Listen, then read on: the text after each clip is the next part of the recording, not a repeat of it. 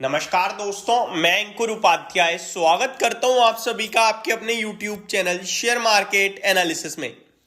भारी भयंकर जो शब्द देना चाहो आप दे सकते हो इस बाजार में, इस गिरावट को।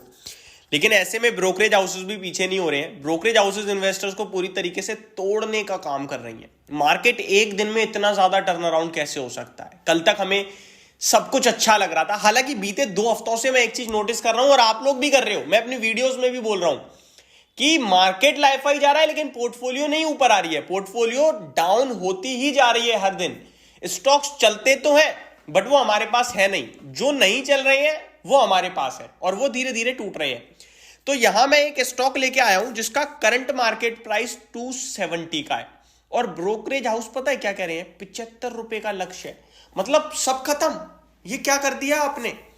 केवल इतना ही नहीं, थोड़े दिन पहले एक और रिपोर्ट आई थी और जाने माने ब्रोकरेज हाउस है, वो नाम भी बताऊंगा मैं, उन्होंने 90 रुपए का टारगेट दिया और 2-3 दिन पहले एक रिपोर्ट आई थी वो 300 रुपए का टारगेट दे रहे हैं। ये इतना ज्यादा कैसे आपस में मतलब डिफरेंट सोच रहे हैं, समझ में नहीं आ रहा।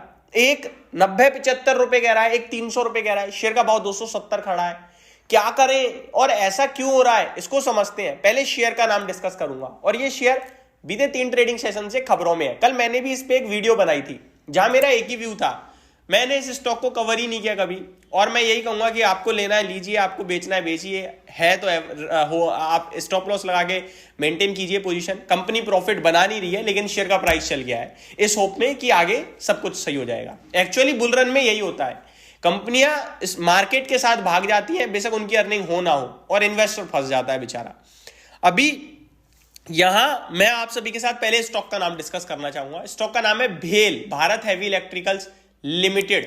भेल की बात की जाए तो परसों खबर आई कि इन्हें एनटीपीसी से 9,500 करोड़ के समथिंग का ऑर्डर मिला है, जिसके दम पर शेयर 12-15% भागा। शाम को कंपनी, इनफैक्ट शाम को नहीं उसी दिन कंपनी की अपडेट आती है, नहीं जी नहीं मिला है ऑर्डर, अभी नहीं मिला है हमें, हमने बिड लगाई है केवल। शेयर का प्राइस टूट जाता है। ओपन मार्केट में खबर आई, शेयर का प्राइस टूट गया, ऊपर 275 से नीचे आ गया 260 पे। अगले दिन ऑफिशियली कंपनी कह रही है हम ऑर्डर मिल गया। तो आप कल मत बोलते यार इन्वेस्टर को क्यों धोखा दिया। फिर शेयर का प्राइस दोबारा चलता है और आज खबर आई है इन्वेस्टेक की, जो कि एक ब्रोकरेज फर्म है। उनके टारगेट पता है कहां आ रहे हैं? 75 रुपए के।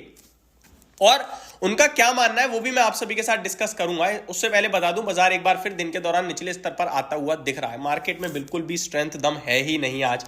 मैं आप सभी के साथ अगर भेल की बात करूं तो स्टॉक 5% के करीब नीचे दिख रहा है और स्टॉक में 250 रुपए का भाव देखने को मिल रहा है। इन्वेस्टेक का मानना है कि इस शेयर का भाव 75 रुपए का हो जाएगा। अब ऐसा क्यों कह रहे हैं? वो कह रहे हैं कि ऑर्डर्स तो इन्हें मिल रहे हैं लेकिन एग्जीक्यूट कैसे करेंगे, कैसे कंप्लीट करेंगे इन ऑर्डर्स को, और ऑर्डर्स जो ये एग्जीक्यूट करेंगे क्या उसमें पैसा बचेगा भी, मार्जिन्स है भी, या लोएस्ट बिडर ही बनते रहेंगे लाइफ लॉन्ग? तो ये सबसे बड़ा सवाल उठ रहा है। लोएस्ट बिडर, मार्जिन्स मतलब क्या होता है? देखिए, आप किसी सरकार ने एक प्रोजेक्ट निकाला कि हमें एक रोड बनवाना है, एक एग्जांपल दे रहा हूं, और सरकार ने कहा आप सब इसमें आ जाओ, बोली लगाने गए। उनमें एक कंपनी भेल भी चली गई। अब सबने बोली लगा दी। अब भेल ने कहा कि हम ये रोड आपका 1,000 करोड़ में बना देंगे, और वहीं बाकी के जो लोग बैठे थे उन्होंने 1,000 से ऊपर का भाव लगाया। कोई कह रहा था 1,300 करोड़ में बनाएंगे, कोई कह रहा था 1,500, कोई कह रहा था 1,200, यहां तक कि किसी ने कहा 1,050। तो भी भेल को ऑर्डर मिल जाएगा क्योंकि ये सबसे कम बिडर थे, सबसे सस्ता यही बना रहे हैं। तो सरकार ने ऑर्डर दे दिया। अब आप जब 1,000 करोड़ में ऑर्डर रोड बनाने निकले तो वो 1,000 करोड़ में बन जाएगा आपके सारे खर्चे निकालने के बाद, क्योंकि आपने 1,000 करोड़ की बिड लगा दी है। तो पैसा बचेगा या नहीं बचेगा? अगर वो 800 करोड़ में बनना है, 200 करोड़ जेब में आ रहा है तो ठीक है, 20-22% के मार्जिन बन गए।